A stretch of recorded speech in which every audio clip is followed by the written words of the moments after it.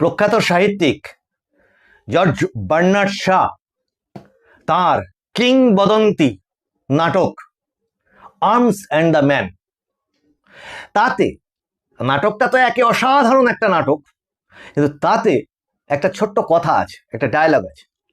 সেই ডায়লগটা খুব কিংবদন্তি হয়ে দাঁড়িয়েছিল, বা এখনো তাই সমানভাবে উপযোগী। First hit half the battle. এই কথাটা যদি ব্যাখ্যা করতে হয়, সেটা হচ্ছে মূলত যে যদি কোনো যুদ্ধে তুমি প্রথম অ্যাটাক করে দাও, তাহলে তুমি অর্ধেক যুদ্ধ জিতে গেলে, সে তুমি যতই কমজোরি দুর্বল হও না কেন। আজকে বিজেপির প্রার্থী তালিকা ঘোষণা হলো 140টার মতো আসনে। আমার কাছে মনে হয়েছে এইটা first hit half the battle. তার বিস্তারিত ব্যাখ্যায় আপনাদের সামনে আসছি। নমস্কার, মানুষের ভাষায় আপনাদের সকলকে স্বাগত। আমি প্রবীর রায়চৌধুরী আপনাদের সাথে। প্রথম কথা দেখুন, এই বিজেপি কি প্রার্থী তালিকা বার করবে না করবে, মানে তাতে কে কি নাম থাকবে, এইটা এইবারের ভোটে আমার কাছে খুব গৌণ মনে হয়েছে। অন্তর থেকে বলছি, এটা খুব গৌণ মনে হয়েছে। এবার অন্তর থেকে বলছি বললে তো হবে না, আবেগ দিয়ে তো আর সবকিছুটা হবে না। তার একটা বিশেষ পরিপ্রেক্ষিত আছে। ইয়েস, আমার মনে থাকছে, আমি সেটা ব্যাখ্যাতেও আসবো। First hit half the battle কেন বললাম কথাটা, দেখবেন যখন বামফ্রন্ট ক্ষমতায় ছিল, তখন 2011 যে ইলেকশন, তার আগের ইলেকশন গুলোতে কি করত, অন্যান্য দল প্রার্থী খুঁজে বেড়াচ্ছে, তখনও কি করবে না করবে, নিজেদের মধ্যে জোট করবে না কি করবে। তখন ওই তৃণমূল কংগ্রেস ছিল, কংগ্রেস ভেঙে যাচ্ছে, আবার তৃণমূল কংগ্রেস তৈরি হচ্ছে, তাদের মধ্যে আবার নানান রকম দ্বৈততা ইত্যাদি ইত্যাদি নিয়ে প্রার্থী ঠিক করে উঠতে পারতো না। কিন্তু বামফ্রন্ট কি করতো, যে মুহূর্তে ভোট ঘোষণা হতো সেই দিনই প্রায় প্রত্যেকটি ভোটে প্রার্থী তালিকা ঘোষণা করে দিত। এটা অনেকেই জানেন, কিন্তু আমার মানে স্মৃতিতে যদি খুব ভুল না হয়, 2011 ইলেকশনে সেটা হয়নি। 2011 ইলেকশনে তৃণমূল কংগ্রেস আগে আগে প্রার্থী ঘোষণা করেছিল। এবার দেখুন, মানে এখানেও কিন্তু এই যে বিজেপি আজকে প্রার্থী তালিকা ঘোষণা করলো, নির্বাচন ঘোষণা হওয়ার 24 ঘন্টা পার না হতে হতে প্রার্থী তালিকার অন্তত অর্ধেকটা প্রকাশ করে দিল। এটা কি প্রমাণ করে? কনফিডেন্সকে প্রমাণ করে, লড়াইয়ের জন্য কতটা সে প্রস্তুত আগে থেকেই সেটা প্রমাণ করে, সুযোগ্য নেতৃত্বকে প্রমাণ করে। আর সুযোগ্য সেনাপতির মতো সেই নেতৃত্ব দিচ্ছেন মাননীয় শ্রমিক ভট্টাচার্য মহাশয়। সুযোগ্য সঙ্গত করছেন তার সঙ্গে অন্যান্য নেতা নেত্রীরা, বিরোধী দলনেতা শুভেন্দু অধিকারী তো বটেই, সারা রাজ্যব্যাপী সুকান্ত মজুমদার, দিলীপ ঘোষ মহাশয়, এরা আরো প্রচুর নাম আছেন, জগন্নাথ চট্টোপাধ্যায়, অগ্নিমিত্রা পাল, এই সমস্ত সবাই তো আছেন, এক একজনের ক্ষেত্রে, রুদ্রনীল ঘোষ। এখন এগুলো নামগুলো ইম্পর্টেন্ট না, এটাই আমি বলতে চাইছি আপনাদের সামনে। এবারের প্রার্থী তালিকাতে অন্তত আমাদের চোখে মনে হয়েছে, যেটা একবার প্রধানমন্ত্রীর সঙ্গে বৈঠকে যাওয়ার সময় এই গত সপ্তাহে বোধহয় শুভেন্দু অধিকারী গাড়ি থেকে সাংবাদিকদেরও জানিয়েছিলেন, যে এবারের ভোটে কে প্রার্থী সেটা ইম্পর্টেন্ট নয়, এবারের ভোটে সিম্বল ইম্পর্টেন্ট। ওই ওনাদের যে সিম্বল আছে পদ্মফুল, ওটা ইম্পর্টেন্ট। এবারের ভোটে আর একটা ইম্পর্টেন্ট, এই 294টা কেন্দ্রে একজন প্রার্থী এইবার, সে হচ্ছে নরেন্দ্র দামোদর দাস মোদী। একজন বলতেন না যে 294টা কেন্দ্রে আমি প্রার্থী, নাও এবার 294টা কেন্দ্রে নরেন্দ্র মোদী প্রার্থী। এইটা হচ্ছে অবস্থান। আর এই অবস্থানের একটা পিছনের পরিপ্রেক্ষিত আছে, সেটা হচ্ছে একটা সময় হয় জানেন তো, যখন প্রার্থীর আর কোনো গুরুত্ব থাকে না। তার কারণ মানুষ তৈরি হয়ে যায় যে আর একটি নির্দিষ্ট দলকে ভোট দেব না। কাজেই এবার ওই যে দলটিকে মানুষ চুজ করে নিয়েছে, যে সর্বনাশ, অভিশাপ, একে অন্তত ভোট দেব না। অপছন্দ হতে পারে, অন্য যাকে খুশি ভোট দিয়ে দিতে পারে, কিন্তু একে ভোট দেব। তখন এই তার বিরুদ্ধে যে দল থাকে তারা কি প্রার্থী ঘোষণা করলো, কে তার প্রার্থী হলো, কে হেভি ওয়েট, কে মিডিল ওয়েট, কে লাইট ওয়েট, কোনো গুরুত্বই নেই তার। ঠিক এই ঘটনা ঘটেছিল 2011 সালে। না এই তৃণমূল কংগ্রেসের কোনো সংগঠন ছিল, না কোনো প্রার্থীর কেউ, না মানে অনেকে চিনতেনই না সেই সমস্ত নাম। এবং ভোটের রেজাল্ট যখন ডিক্লেয়ার হয়ে গেছিল তখন দেখা গেছিল মুখ্যমন্ত্রী থেকে শুরু করে তার ক্যাবিনেট থেকে শুরু করে হেরে সমস্ত তছনছ, কিচ্ছু নেই সেখানে। কল্পনাই করতে পারেনি তারা। তাও তো তারা একটা রেজিমেন্টেড পার্টি, যারা অন্তত কমিউনিজম এই আদর্শটাতে বিশ্বাস করে একটা পার্টি করে, চট করে সেই আদর্শ ধুয়ে মুছে সাফ হয় না। আর এরকম যদি কোনো দল হয় যার কোনো নীতি নেই, আদর্শ নেই, সকাল থেকে রাত পর্যন্ত আবার সকাল, কি করে বেরোবো, কোথায় চুরি করব, কিভাবে লুট করব, অন্যকে ঠকাবো, কিভাবে অন্যের কাছ থেকে তোলা কম আসছে না বেশি আসছে, এই যার আদর্শ, সেই পার্টি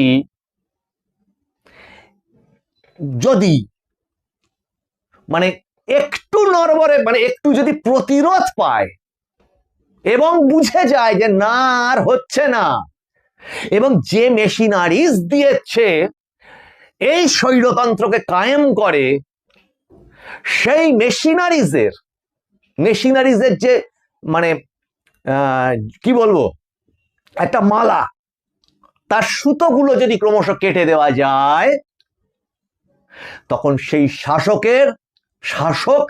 কি হয়ে যায়, নিঃসঙ্গ হয়ে যায়। তখন কিন্তু মানুষ তার বিরুদ্ধে দাঁড়িয়েছে কোন নাম জানতে চায় না, জানতে চায় সিম্বলটা কি, ওর বিরুদ্ধে ভোট দেব কোন সিম্বলে দেব। আমার কাছে আজকে এই ভোটার তালিকা বেরোনো, তালিকা তো আপনারা সবাই দেখতে পাবেন, হাতে হাতে ঘুরবে, সবাই জেনেও যাবেন, সবাই নিজের নিজের কেন্দ্রে কোন দুজন তিনজন প্রার্থী মানে মূল প্রার্থী দাঁড়াচ্ছেন সেগুলোও জেনে যাবেন। কিন্তু এই প্রেক্ষিতটা আমার কাছে খুব ইম্পর্টেন্ট মনে হয়েছে। আর কেন বলছি first hit half the battle, একজন ভেবেছিলেন, আমি এই নিয়ে একটা শো করেছিলাম, যে মোড়লকে যদি চড় মেরে দেওয়া যায় তাহলে নিজে মোড়লের মতো হয়ে মানে হওয়ার পথে অনেক এগিয়ে যাওয়া যায়। একজন ভেবেছিলেন মোড়লের গালে চড় মেরে দিয়েছে, খুব বেকায়দা একটা অবস্থায় পড়েছি, এবার কি করতে হবে, মোড়লের গালে চড় মেরে দাও। তখন কি হয়, চারপাশে মানুষজন হতচকিত হয়ে যায়, ভয় পেয়ে যায়, বাবা গ্রামের মোড়লের গালে চড় মেরে দিয়েছে, তাহলে তো এ খুব শক্তিশালী হয়ে গেছে, আদপে হয়তো সে নিঃসঙ্গ দুর্বল হয়ে গেছে। কিন্তু সেই চড় যদি মিস হয়ে যায় তাহলে হয় সর্বনাশ। যে মানুষ যে কোনো দেশেই হোক, দেশের রাষ্ট্রপতিকে না মেনে প্রমাণ করে দেয় যে সে একটি নিজে আলাদা রাজ্য না একটা দেশ তৈরি করতে চলেছে, সে তার নিজের মতটাই তার সংবিধান, তার ইচ্ছাটা হচ্ছে আইন, সেই রকম একটা জায়গাতে যদি এটা ঘটে যে সে বুঝতে পারে যে সে তার গদি টলমল করছে এবং ভোট ঘোষণা হয়ে যাওয়ার পর তার ওই নেটওয়ার্কটা, ওই লুটে পুটে খাওয়ার নেটওয়ার্কটা যদি কেটে যায়, তাহলে তার মুখ থেকে হাহাকার, আস্ফালন, আবল তাবল অনেক কিছু বেরোতে থাকে। আশা করি নির্বাচন কমিশন, সরকার, কোর্ট, প্রশাসন সবাই এই ব্যাপারে নজর দেবেন। কিন্তু এর মধ্যে একটা খুব ইম্পর্টেন্ট স্টেপ রাজ্য বিজেপির তরফ থেকে দেখা গেছে। সেটা কি? যে জঙ্গলরাজ, জঙ্গল আছে, ডেরাও আছে, শোনা যায় সেখানে নাকি বাঘিনী আছে, তিনি সেখানে আগে হাজির হয়ে গেলেন। বিরোধী দলনেতা শুভেন্দু অধিকারী তিনি আগে হাজির হয়ে গেলেন। যা, বাঘিনী আর খুঁজে পাওয়া যাচ্ছে না। এবার কি হবে? উনি হাজির আছেন লড়ার জন্য, কিন্তু বাঘিনী আর খুঁজে পাওয়া যাচ্ছে না। এবং উনি এই ভবানীপুর বলুন, নন্দীগ্রাম বলুন, এই দুটি কেন্দ্র থেকে উনি দাঁড়িয়ে প্রমাণ করলেন যে এসো বাপু, কোথায় দাঁড়াবে দাঁড়াও তুমি, আমি আছি, আমি আগে থেকে দাঁড়িয়ে আছি। হয় কি জানেন তো, আপনারা বিচার করবেন, অত্যন্ত সুচিন্তিত মতামত আপনারা দেন, দর্শক বিচার করবেন। যে কোনো হাই ভোল্টেজ ক্রিকেট খেলা, যে কোনো হাই ভোল্টেজ ফুটবল খেলা, এই ধরনের খুব হাই ভোল্টেজ মানে ইলেকশন, এগুলো কিন্তু আদপে মনস্তাত্ত্বিক লড়াই, এবং এই ধরনের মনস্তাত্ত্বিক লড়াইগুলো কিন্তু ডিফারেন্স করে দেয়, ভোট বাক্সে ডিফারেন্স করে দেয়, যে আগে এগিয়ে বুক পেতে কে এগিয়ে যাচ্ছে, এটা অবশ্যই ডিফারেন্স করে। একই সঙ্গে আজকে সিপিআইএম তাদেরও প্রার্থী তালিকা তারা ঘোষণা করলেন। এটা উল্লেখ না করলে অসম্পূর্ণ থাকবে এই এপিসোড। এবং সেখানেও তারা এটা বুঝিয়ে দিলেন তারাও একটা রেজিমেন্টেড পার্টি। ফলত যে ভিতরটা কি দাঁড়াচ্ছে অপর পক্ষের, সেটা দর্শক অনুমান করুন আপনারা। যে আমি প্রত্যেকটা এপিসোডের আগেও বলেছিলাম যে ভিতর বলতে আর কিছু নেই, ফোঁপড়া হয়ে গেছে। এবং সাধারণ কর্মী থেকে শুরু করে একদম প্রশাসন পর্যন্ত এই এনসিসিটার অপেক্ষায় ছিল তারা। আদর্শ আচরণবিধি, নির্বাচনী আচরণবিধি, এইটা লাগু হওয়ার অপেক্ষায় ছিল। এই কর্মীদের মনোবল বলে আর কি অবশিষ্ট থাকবে?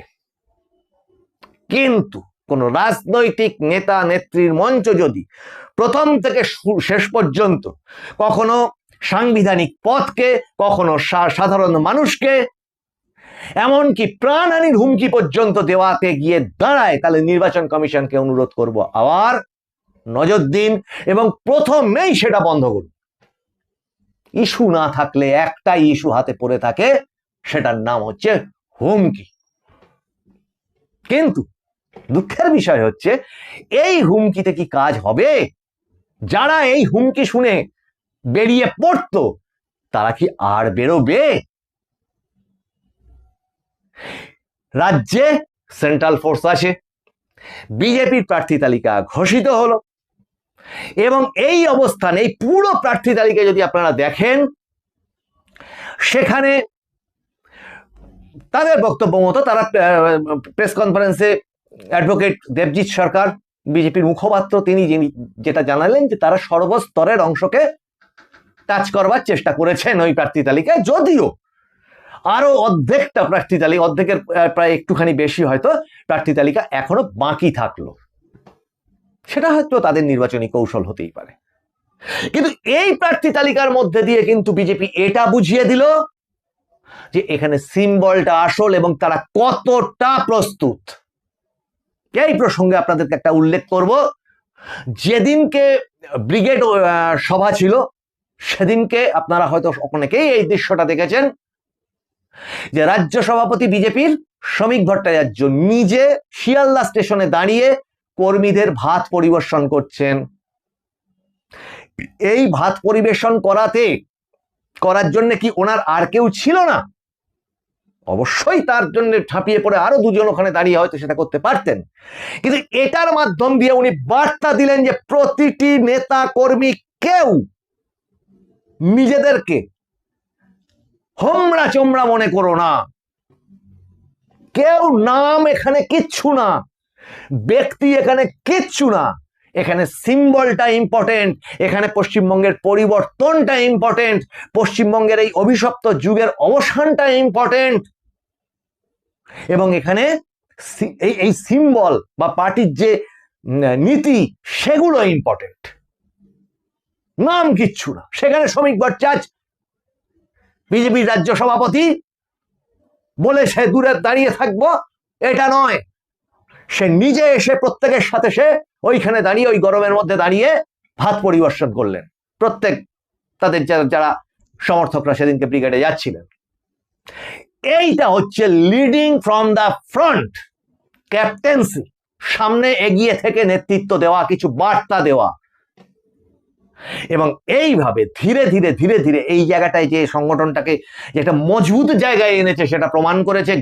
গ্রামান্তর থেকে মানুষের ঘর ছেড়ে বেরিয়ে ব্রিগেড পর্যন্ত আসা, সাহস দেখানো, আসা, এবং আজকের এই প্রার্থী তালিকা যেখানে নাম ইম্পর্টেন্ট নয়, সেখানে প্রথমত সিম্বল, আর এখানে 294টা আসনেই অন্তত আমার বিশ্লেষণে, আমার চোখে নরেন্দ্র মোদী প্রার্থী। এই এপিসোড কেমন লাগলো আপনারা জানাবেন, আপনাদের কমেন্টের অপেক্ষায় আমি থাকি। সব কমেন্টের উত্তর দিতেই পারি না, কিন্তু এইখানে সেগুলো নিয়েই আলোচনা করি। আপনারা ভালো লাগলে সাবস্ক্রাইব করবেন, লাইক করবেন, শেয়ার করবেন, একটু আপনাদের ফেসবুক হোক, হোয়াটসঅ্যাপ হোক, টুইটার হোক, তাতে একটু শেয়ার করবেন, শেয়ার বোতামটা থেকে, আর নোটিফিকেশন অন করবেন যাতে পরবর্তী এপিসোডে নোটিফিকেশন আপনারা পেতে পারেন। কিন্তু শেষ করব এটা দিয়ে যে এই যে হুমকির রাজনীতি শুরু করে দিলেন শাসক দল তার শীর্ষ স্তর থেকে, বিজেপি, বিরোধী দলগুলো, নির্বাচন কমিশন, সরকার, আইন ব্যবস্থা মানে কোর্ট, কেউ যেন এটাকে হালকাভাবে না নেন। মানুষকে প্রথম থেকেই ঘরের মধ্যে সেদিয়ে দেওয়ার চেষ্টা, এবং প্রত্যেককে বলবো যে যারা সোশ্যাল মিডিয়া ব্যবহার করেন, যে কোনো খবরকে একটু ক্রস চেক করে দেখার চেষ্টা করবেন সেটা কতটা সত্যি। দুম করে গুজবে পা দেবেন না, কোন রকম অশান্তিতে নিজেদেরকে জড়াবেন না, চুপচাপ আস্তে আস্তে যে চলে গেছে তার যাওয়াটাকে শান্তিতে যেতে দিন। এটুকু বলেই শেষ করছি। আপনাদের সঙ্গে আবার দেখা হচ্ছে সামনের এপিসোডে। নমস্কার।